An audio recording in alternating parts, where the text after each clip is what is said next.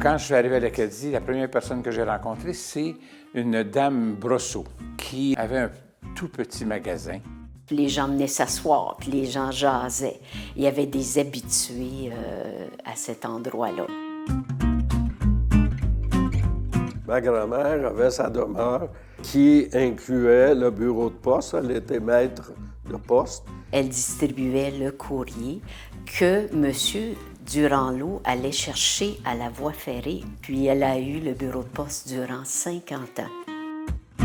C'était une femme avec un caractère, OK, assez bien défini. Elle n'avait pas peur de dire aux gens ce qu'elle pensait.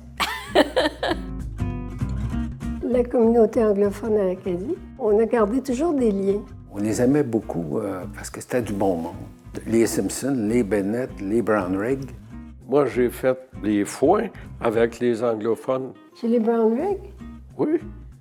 Ils ne parlaient pas trop français ni anglais, mais oui, avec les gestes, ils arrivaient à se comprendre. Hercule, c'était un monsieur spécial. Il ramassait plein d'objets qui avaient été oubliés dans les trains.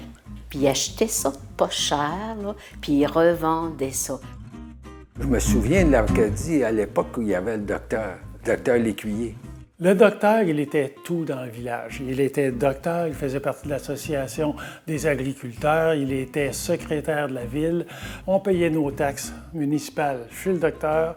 C'était vraiment la maison centrale où tout se passait. C'était mon grand-père. Il a soigné beaucoup de monde.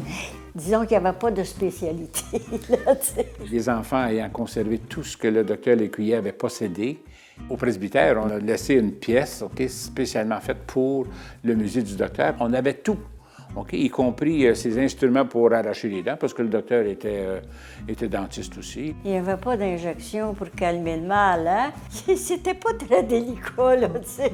C'était un médecin, mais m'a dit, aujourd'hui, il n'y aurait pas de clients, ça c'est sûr.